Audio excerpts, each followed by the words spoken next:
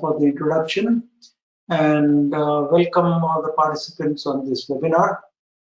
I'm really pleased and happy to be able to connect with you on a topic which is of considerable relevance in the current context, and more so, it's very close to my heart. And I'll try and cover what I feel are the essential elements that are needed for success, and basically centering around the mind. So with this, I'll give you a little briefing on what we're going to discuss today. Basically, let us understand what's happening around us, the kind of change, the kind of disruption, uncertainty, etc. that's unfolding. Then we would try and dive deeper into understanding the mind, and then we'll try and see, what does it take to develop a leader's mindset. And in these words, what is implied is that a successful leader's mindset, right? And of course, the success, it doesn't just mean one unidimensional success by way of, career achievements or wealth or whatever, but it is a success as defined by the individual for themselves, right? Each one of us can define our success parameters, and we can decide what are the aspects that we want to be successful on. It could be relationships, it could be a happy family life, it could be the opportunity to engage with our passions and so on and so forth, as well as maybe lead a very constructive, fulfilling, and a purposeful professional life. So it's up to us how we define our success, and therefore, a successful leader's mindset doesn't mean a unidimensional success, which is often the measure of success that is seen in the way reporting is done and people are talked about and written about. Okay, so we'll get started. First of all, there are a lot of changes that are happening. The digital economy itself has set in a lot of changes in the last decade or a decade and a half, and as we see, there's a lot of technological advancements. There's a fair amount of innovation.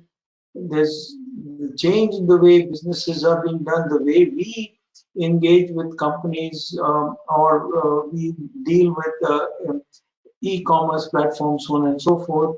And also alongside, there's a lot of disruption. Just something which is all evident is that e-commerce has disrupted a lot of small and medium-sized retail outlets, even perhaps the larger ones, right? The whole model has shifted, and therefore, how do those people who are in those sort of business cope with that change? And there are several such examples that one can draw, and I won't get into that. But the fact of the matter is that there has been considerable change, number one. Secondly, COVID or the pandemic has added a totally new dimension to this change and accentuated the change that was already unfolding. And so therefore, as individuals, as professionals, how do we cope with this change well? That is the key point. Now, not that earlier generations or people in the earlier years did not see change. Yes, they did. And every few years, there are certain disruptive elements. There are certain, profound shifts that happen in the business environment or the social environment around us. And people all through the history of mankind have had to change. But these days, the change is much more rapid, and therefore, how do we deal with it? And for that, it needs a mindset shift approach to deal with this. Now, Let me try and put in context, what is happening. As I said, the digital economy had already unleashed some changes, and the COVID-19 pandemic has changed the way we live and you know manage our lives, right? And according to McKinsey and Company, there are four sets of skills that are needed in the current context. Not that these skills weren't needed earlier, but the need for enhancing the capabilities and the skills has grown. So therefore, today's leaders, today's professionals will have to enhance these skills in particular over and above the other basic skills that they need to have as good and successful leaders. So what are these skills? So from the leadership angle, there are three sets of skills. One is cognitive skills, which talks about or deals with critical thinking, problem solving, creativity, and innovation. Then there's emotional and social intelligence skills, which deals with empathy, communication, collaborative skills. And then the adaptability and resilience skills, which are so very important, particularly in the change and the considerable disruptions we are seeing because of COVID. That how can we, first of all, be mentally resilient? Then how do we adapt and be flexible to the changes that are happening around us? And how do we become more self-reliant? And how do we build in a culture of lifelong learning, right? Or a habit of lifelong learning. So these are the things that will be expected. So these are the three sets of broad leadership skills that are expected in good measure from leaders of the current era. And in addition to that, there is some technical skills or digital skills which are needed, whereby people are expected to be more tech savvy. They should be able to use and connect with digital platforms and so on and so forth. Along with that, they need to understand, how the digital business models are shaping up and what's happening in different areas of business and commerce. And along with that, there needs to be a good understanding of how to use data for insightful decision making. So all these things uh, can be clubbed under digital skills. So today we will focus mostly on the cognitive skills or the mindset skills that are needed to be successful. Okay.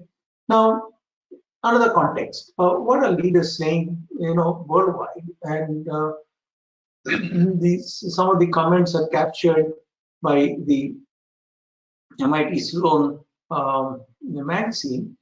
And the primary challenge in the digital economy is developing a new mindset. So almost all leaders, or at least significant number of them, are clearly saying that we need to have a mindset shift, right? And behavior is a function of mindset. So along with mindset, we need to change our attitudes and beliefs, and get onto a path of change which is not only significant and impactful but also sustainable. Right? The problem also we are facing that we have to keep sustainability in mind.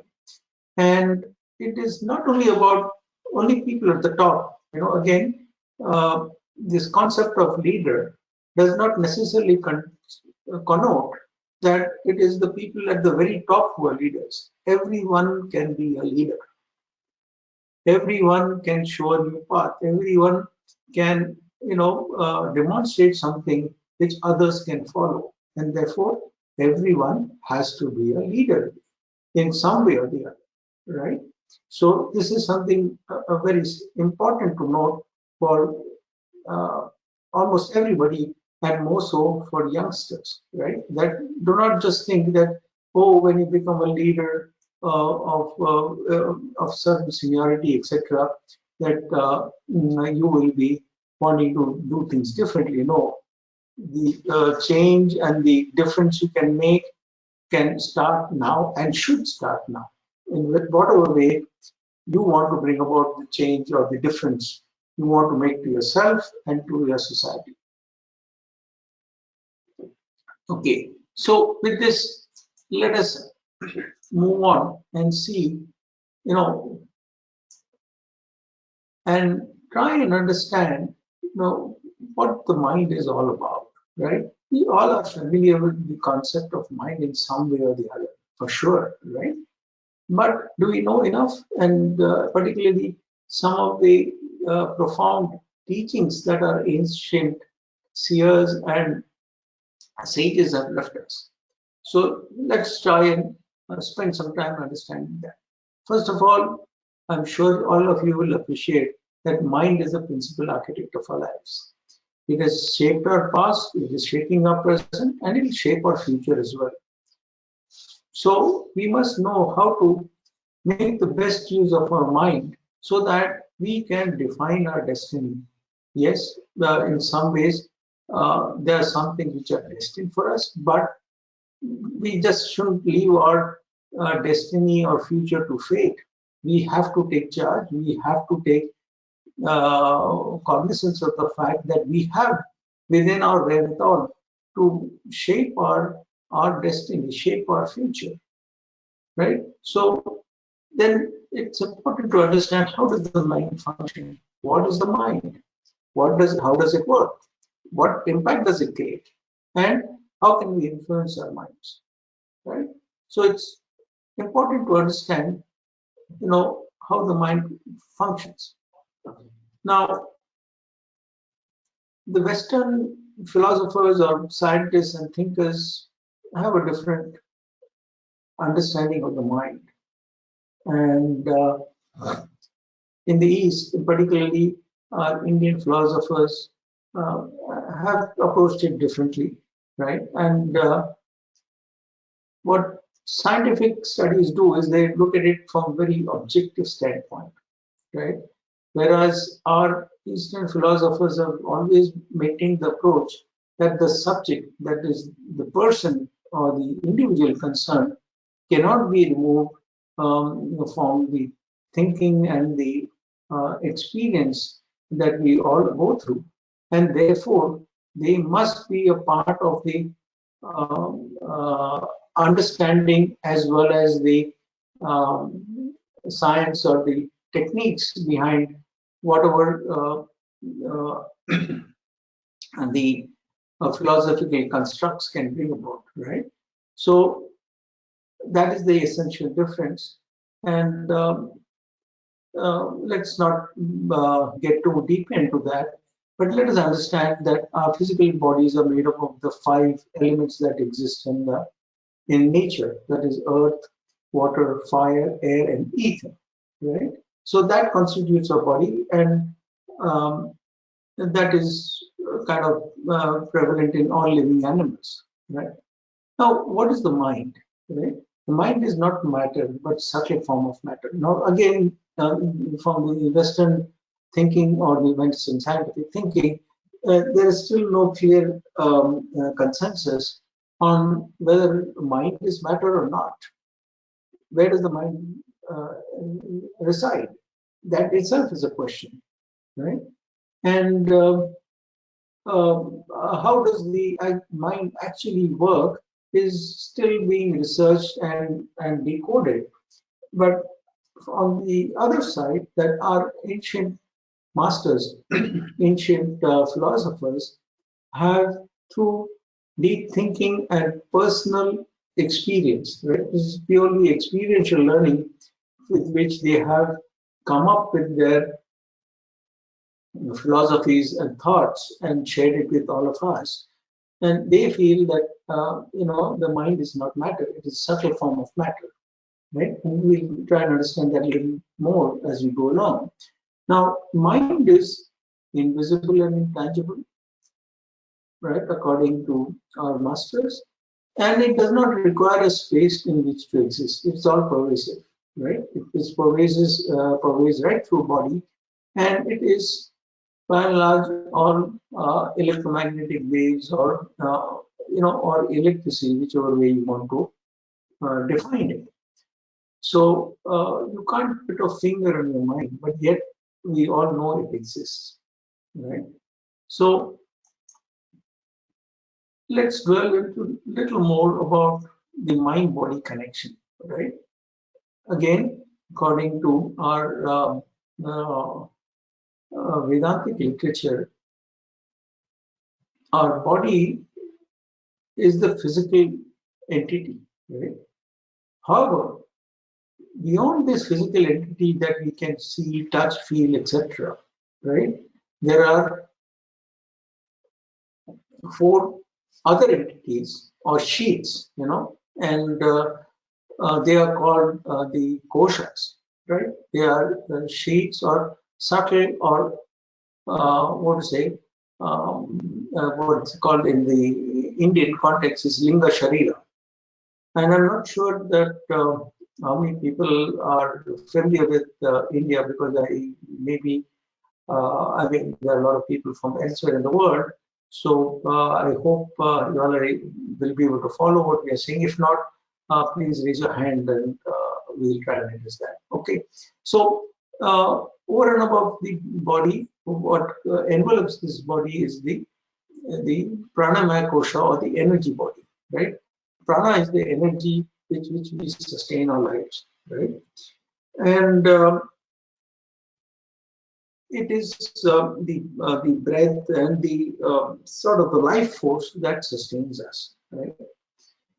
Then another sheet which kind of is and does envelop this is the mental body. That's the manomaya kosha, right? And the manomaya kosha is all about the mental energy sheet, and it deals with the mind, the thoughts, and the five sensory organs of taste, smell, sight, hearing, and touch, right? And all the thinking happens in this sheet, right? Now, there is an old sort of story which may be relevant to share, that considering that we have the pranamaya kosha, which is the life sheet, and then we have the manomaya kosha, which is the mind sheet. And there was a debate between the prana and the mind, that is the life force and the mind, that who's more important, right? So then they said, fine, we'll test it out in a way that let's try and leave the body and see what happens. So the mind went first, and first the eye left the body. So though the body was blind, it still functioned. Then the speech left the body, and though there was no speech, the body still functioned. Then the hearing left the body, and followed by smell, and followed by touch. So all this left the body one by one, but the body still survived. Right? Now it was prana's turn. Now prana, as it started withdrawing from the body, immediately the impact was felt by all the other elements of the mind.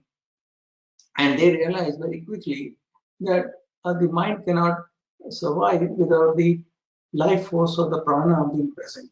And therefore, they all beseeched prana to come back, and so that they could survive. So the basic story is that here that the prana is the life force is absolutely essential. There's no two ways about it. But the mind is like a driver of that, what to say, the physical body, right? And another analogy maybe relevant to share is that let's compare the body to a car or a vehicle, right? The vehicle has a physical construct. It has wheels. It has an engine. It can move around. But to move around, it needs energy, and the energy is supplied by way of fuel. Likewise, the body has got the limbs. It has got these other senses, so that the body can find its bearings around the world. But it needs food and energy to survive, including air, right? So there's where the similarities lie, right? Now, the vehicle can sit there, but unless the vehicle has a driver, the vehicle is of no use.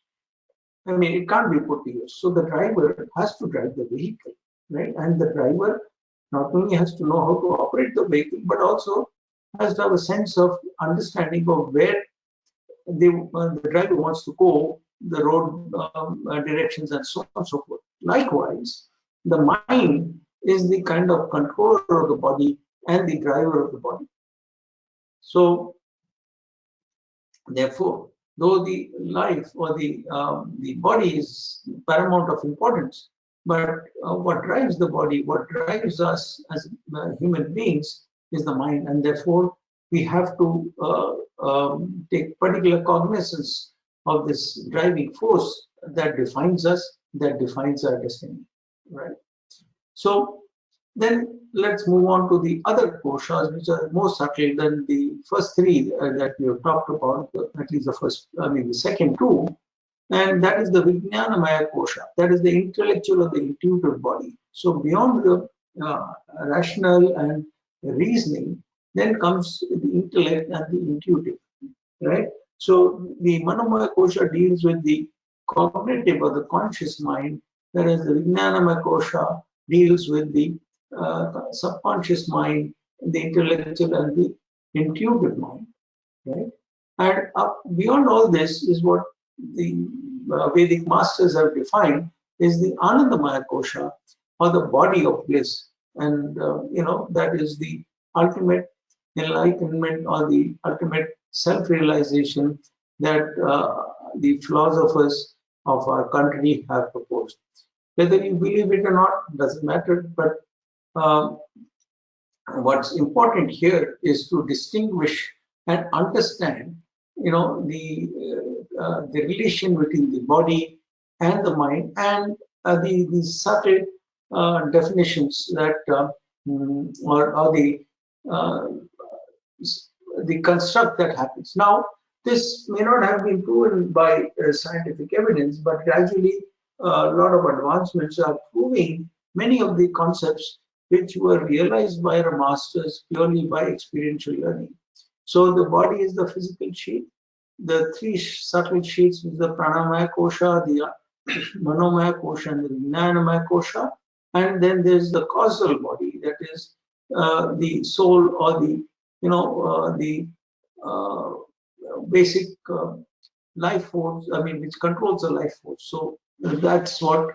That's how the sort of our ancient masters have defined the body. Now, how does the mind work? According to the ancient philosophers, is that mind is the inner instrument, right? It is an instrument on our hands, and it connects with the external world through the Bahaya Karana, or the outer instrument or sense organs, right?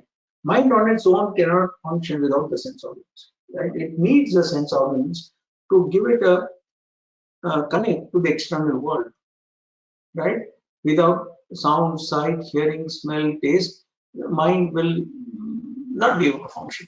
The mind needs these organs of senses for it to function, and that's what helps the mind to connect to the external world. And according to, again, the ancient science, is that the mind has four aspects of mental faculties. The manas, that is the conscious mind, then the buddhi, that is the intelligence, then there is ankara, or the ego, and there is chitta, which is the memory. So it is the mind, the intelligence or the intellect, the ego, and memory, right? Now, according to this science, is that the chitta, or the memory, is connected with the chit, or the universal consciousness, or the universal mind, right? And we are only a part of it. Right? And this gets transferred to us at the time of the birth, the memory, and that's where all the impressions or the experiences that we encounter in our lives get stored, right? And they keep getting stored and stored and stored, and depending upon the level or the intensity of the experience and all, they then start bubbling up, right? So once they start bubbling up, that leads to desires. right? And desires basically emanate from these samskaras or the sort of impressions that the mind accumulates over time. And from the desires, then that leads to thought, and thought leads to action, and this is cyclical. So once desire arises, desire can get transformed to certain thoughts, and if we are active on our thoughts, they can get transformed into actions. And once the actions are achieved, then again we can go back to our desires, then thoughts, then actions. So this is how the mind works. So we must be very conscious of the desires we have, right? And the better the desires, the more, what to say, noble the desires, or whatever way you want to define it, the better are the thoughts, and better the thoughts, the better the actions. So this is something very simple, but I don't think in the current world we give it enough thought. So for the benefit of each one of us, we must, remember this, that desires lead to thoughts, thoughts lead to actions, and we must control our desires well so that they lead to the right thoughts and the right actions, right? And okay, the mind keeps acquiring knowledge. How does it happen? Instinct is the basic element of all living creatures. That by instinct we get to understand, certain things. That is, whether there is danger lurking around us, right? Or there is some feeling that we are uncomfortable with, or whatever. So that's instinctive. That is built into all living creatures, right? And what defines us differently from other living creatures is that we have the power of reasoning. And not only we have the power of reasoning, we also have the power of intuition, right? Now, reasoning power obviously is more powerful than the basic instinct. It allows us to rationalize, it allows us to understand and explain things in a certain way and give scientific evidences and so on and so forth. And then that leads to intuition, which is a higher level of reasoning, and at times, there's no rationale for that intuition. It comes with experience and with the proper tuning of the mind. And more often than not, if it's a well-developed intuition, it is the right, solution to a problem or whatever. So intuition is certainly higher and more powerful than reasoning, and more powerful and higher than that is enlightenment, and that comes with fairly advanced souls who have done a lot of sort of meditation and austerity and so on and so forth, who are higher realized individuals, and therefore enlightenment dawns on them. So the knowledge kind of dawns on them, you know. Now, the other element that we must keep in mind is the conscious mind, the subconscious mind, and the superconscious mind. Right? Most of the time, our waking state, we are dealing with the conscious mind, and we tend to believe that that's the main mind. Well, that's not so. The subconscious mind almost controls 95% of the mental, what to say, capabilities or the mental functions that our body needs. Right? It is managing our digestive system. It is managing our what to say, heart or brain or breathing system and so on and so forth. And it is working round the clock. It doesn't stop. For that matter, even the thinking or the presence of the mind, rather the functioning of the subconscious mind continues even during our sleep, whereas the conscious mind is only active during the waking state, right? And this subconscious mind is a very, very powerful instrument and tool, right? It's difficult to harness its capabilities unless we are able to tune our conscious mind effectively. How we can, first of all, align our thinking, our bodies in the right direction to take advantage of the subconscious mind.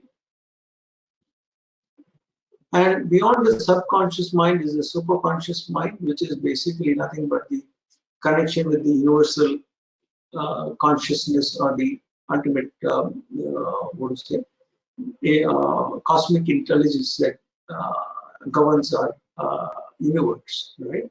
So, the point here to note is, yes, the conscious mind is important. It allows us to think, it reason, but the habit forming mind, or the mind which is more important and which actually sort of defines us, is the subconscious mind. And therefore, we must understand how the conscious mind can influence the subconscious mind, and therefore we can be more effective. Now, that is quite a subject by itself, and we will not get into that, given that we have just a short while to discuss. But I would just want to leave you with a broad understanding of how the mind functions, so that based on your interest, you can go deep and dig deeper into it, and acquire the knowledge that you feel is needed for you. Now, how does one mind the mind, right? See, it's very important to mind the mind, because mind is a bundle of thoughts, you know, and many times it is referred to as a monkey, because it's keeping constantly jumping from one thought to the other. And on an average day, we go through several thousands of thoughts during our waking hours. The thought ceases during the uh, time we sleep, but during the waking hours, we go through a lot of thoughts. Now, not most of the thoughts are unproductive. Most of the thoughts don't lead us anywhere, right? So it's very important that we take cognizance of the fact that we have to control the mind effectively, so that we have the right thoughts. And as I discussed earlier, the right thoughts can lead us to the right actions. Okay. So the mind is nourished by the subtlest part of the food we take. It's very important. So as we discussed earlier, the mind is not matter, right? And it is like our physical body, which is matter, uh, and it is nourished by the food. Mind also, in some ways, in some ways, mind also is nourished by the food, but only the subtlest element of food is nourishes the mind. So it's very important that what diet we have, and this today is also being recognized by the scientific community in the Western world. There is there are a lot of studies going on in the field of neuroscience, and scientists are trying to understand uh, how the mind functions, the impact of the mind. There are certain things that they are trying to cope with, is about neuroplasticity and so on and so forth. But the interesting point to note is that there are some courses running, being run by MIT, and the participants are encouraged to do yoga before the course, and also encouraged to have a vegetarian or a healthy diet, right?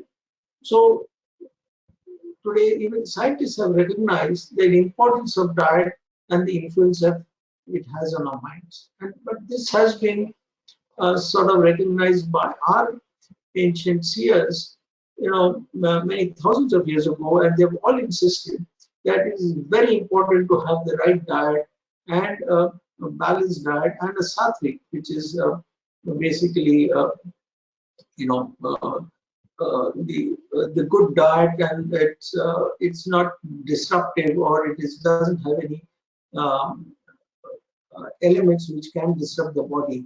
So it's wholesome, it is nourishing, and yet it is not something which excites the mind. Because the moment the mind gets excited, the calmness disappears, and once the calmness disappears, the mind cannot function well, right? So it's important to make sure that the mind is calm, so that we can put it to good use, right? If the mind is in a state of, what to say, uh, uh, an unstable or unsteady state, a lot of energy goes into controlling it. But if it is calm, then the energies get diverted into more productive use. So that's how we should understand it. So it's very important that we have the right diet. Then the mind is the instrument to, and that provides the solutions to the problems we want to solve, right? So we must treat this instrument well, right? This is the most important instrument that we have at our disposal, right? And we can mold it and we can put it to use the way we want it. It's all in our hands. And this old adage is so very important that we should never lose sight of it. That as we think, so we become, right? Our minds define our destiny, they define our future, and they sort of define who we are and what we do.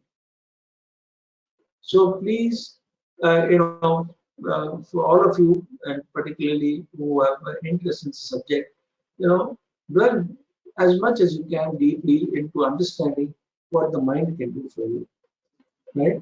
And along with the right diet and trying to use the instrument well, positivity, optimism, enthusiasm, etc., makes the mind more productive and effective. And to help do all this is what we have yogic sciences or the yogic practices, which are so very important. So yoga is not just physical exercise, right? It is to a large extent, but along with that, it also deals with the conditioning of the mind. And pranayama is the sort of control of the breath and see how the breath can be controlled, in an effective way, which in fact defines, our thinking. Because once you control the breath and through pranayama, what happens is it stills the mind in a physical way. Then beyond pranayama is meditation, which stills the mind even further. And that still mind, without any thoughts, it is focused, it is effective, it changes the physiology in our system, the way the cells function. And our bodies are comprised of some 50 trillion cells, right? And cells are constantly evolving, changing, dying, etc. So these aspects, which has been proven through scientific, measurements, that yoga, pranayama, and particularly say pranayama and meditation alters the ways of brain functions, right? So this has been scientifically proven that meditation is effective. And see, meditation is so important, and it is people are realizing it more and more, that most successful sportsmen, they have mind conditioning. I mean, all sportsmen of a certain stature and caliber go through mind conditioning exercises and also through meditation. Indian shuttlers, or even for that matter, Western athletes, sportsmen, all go through meditation. Novak Djokovic is such a successful player, and I think he openly acknowledges that meditation and yoga has helped him, being physically fit and mentally strong. So skills are important, right? Skills are the qualities one possesses, but the mental strength that goes along with their skills is equally important, perhaps more important.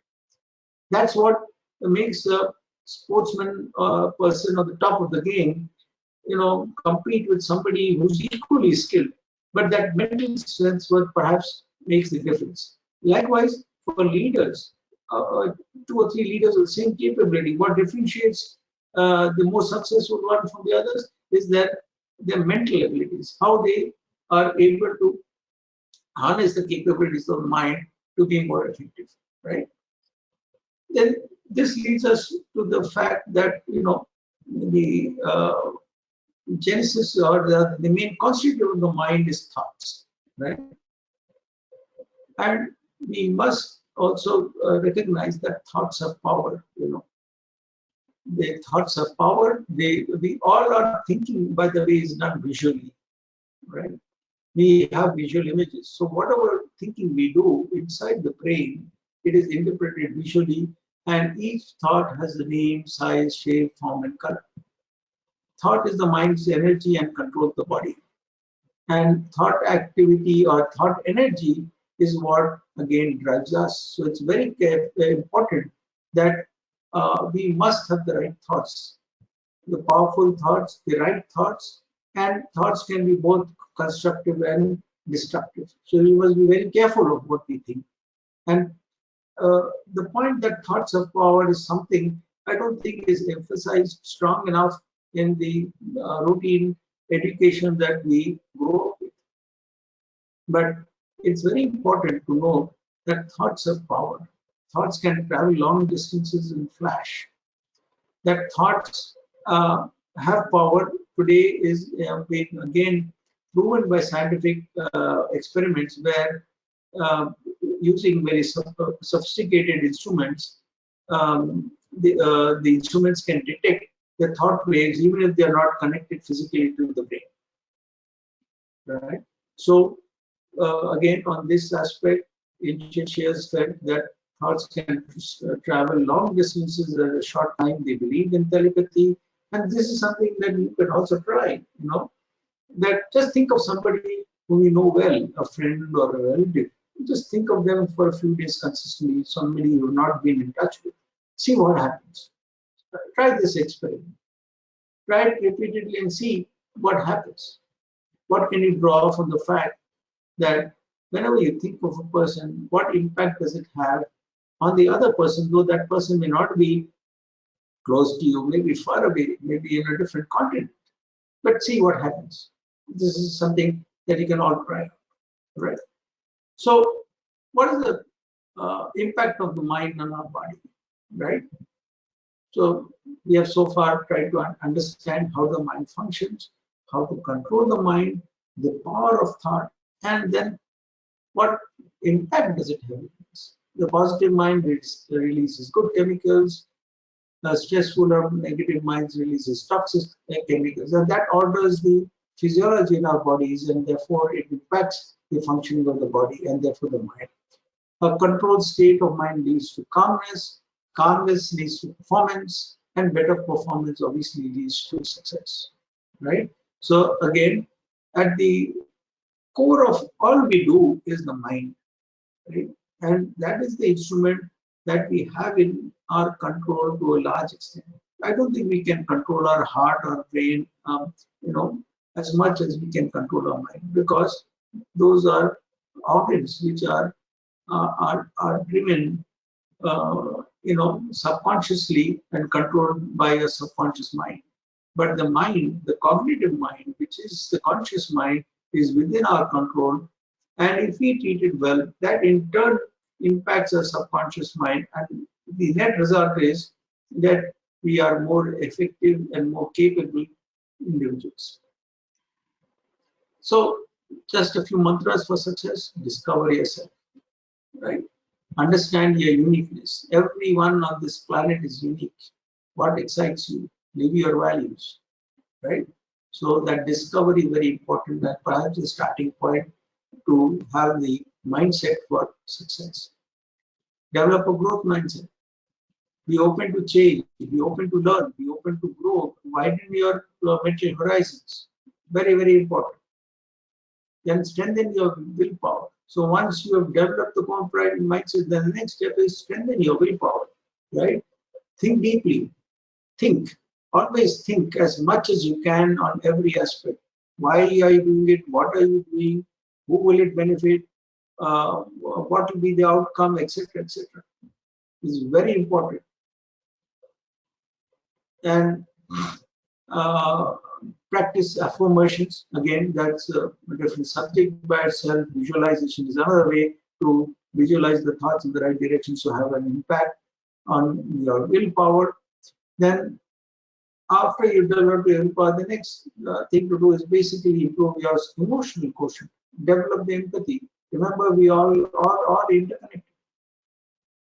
We are all interconnected to this cosmic intelligence which drives this universe. The universe is so large, so unfathomable, right? And we are simply, maybe picoparticles in the context of the universe. So we must understand where we stand with respect to nature, with respect to cosmic intelligence, and that we are all connected. So very important to emphasize, to self-regulate and develop social skills to be able to engage with others in meaningful way. Then the last thing is build resilience. Be mentally strong, take failures in your stride and persevere, right? And meditate, meditate, meditate. Now we'll not get into what meditation techniques, etc. Those are all things you can learn. But the point is that meditation is at the cornerstone of your mind development, and the more you meditate, the better is your mind. The better is your mind, the better you are tuned for success in whatever you do. So again, I'll emphasize meditate, meditate, meditate. And I'll leave you with some thoughts, right? Each one of us has the power to lead, right? Each one of us, regardless of who we are and whatever we're doing, has the capability to lead, but we must lead with our heart, head, and hand. I conclude with this. Thank you for listening in, and really appreciate the opportunity I've got to share some of my thoughts with you. Hope that has been meaningful. And over to you, Shruti, and we're more than happy to answer any questions that might have been raised by the audience. What is the importance of emotional intelligence in leadership? See, it's fairly important. Depends upon how you define the essential skills or the skills that a good leader needs. And one of them certainly is emotional skills, emotional and social intelligence skills. So, if I may define or state, a good leader, first of all, needs to have good critical thinking skills. They must be clear in their mind, right? Then they must have the confidence of doing some things well. They must have the confidence to executing their thoughts and actions, right? Then they must be good at communicating so that they can lead effectively. And a part of that communication is also be able to, the communication and the empathy or the ability to connect, to relate to their team members, their people around them, stakeholders is very important. So this empathy and the social intelligence, the ability to communicate, all can be bracketed under emotional and social intelligence skills. And more important, the leader, by way of his actions, etc., must be able to command respect, right? And the important point to note is that you may not be able to alter your intelligence quotient, but you can certainly alter your emotional quotient. It can grow as you spend more time and energies in developing an emotional quotient, and it is gradually being proven that the better emotional quotient you have, the more is your chances of success. So, and emotional quotient or emotional skills, as Daniel Goleman has defined, constitutes of five things. It is empathy, self-awareness, self-regulation, social skills, and motivation. So, good leaders certainly need to have emotional skills and empathy.